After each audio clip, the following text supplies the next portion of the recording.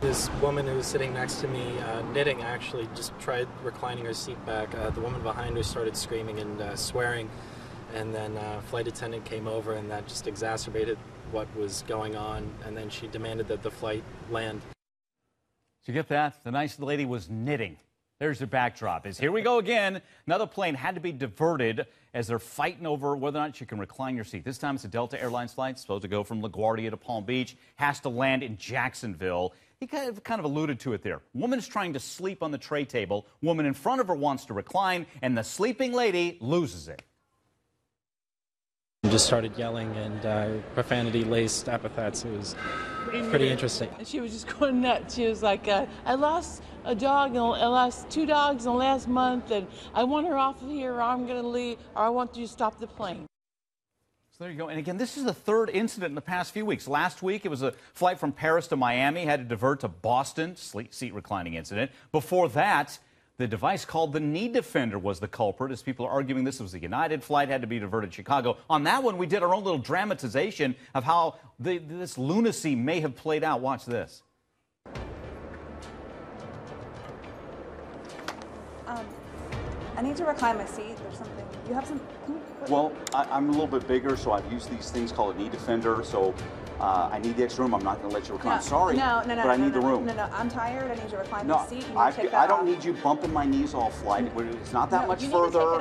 I can't have you in my lap all night, all flight here. Hey, you guys. I'm not changing it. I don't care. I need the room. He needs to take it off. I don't know. He needs to take these things off, and he won't. These devices I bought for $21.95, and I'm using them. Are you kidding me? No, I'm not. You can't be in my lap. Captain!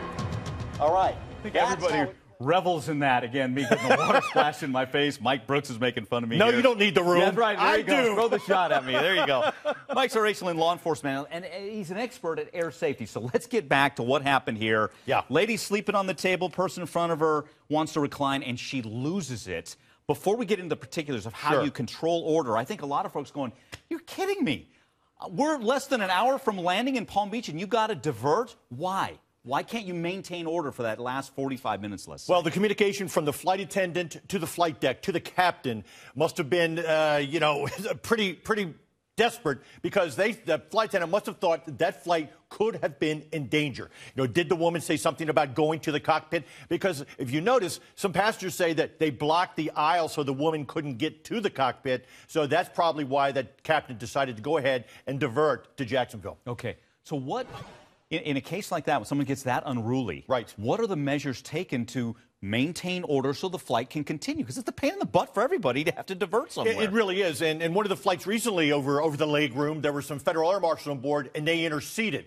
But a lot of times when flight attendants watching passengers come on board, they'll go, okay, who's an able-bodied passenger who can help me if something like this does come up? They look for someone who looks like they might be in the military, former military. Some police officers, like more former police officers, would tell flight attendants, hey, if something comes up, you need some help, I'm here to help you. Because they do carry restraints on board those aircraft. I was hired by Delta Airlines to start an abusive passenger program back in 2000. So I actually had restraints put on different parts of the aircraft on Delta Airlines, just in case something like this does happen, where the flight attendants will get able-bodied passengers to assist them to restrain someone while they go ahead and divert to the different location. Well, as expected, a lot of folks are weighing in here, Mike. And it's a federal offense. Yeah, that's right. Right. And law enforcement's there waiting for this lady, by the way, in Jacksonville. Here's a couple of posts. Amy's saying this. Hey, if you want to control my seat, you pay for it.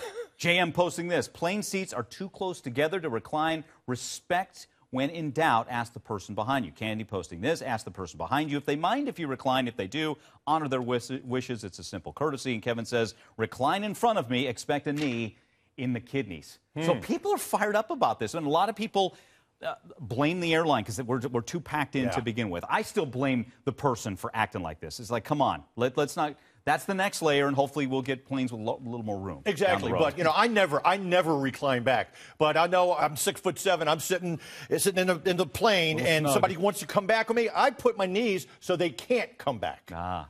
You're your own knee defender. Yes, I am. Well done, Mike. Thanks again. Thanks, Mike. And hopefully that's the end of these, but I doubt it. I doubt it as well.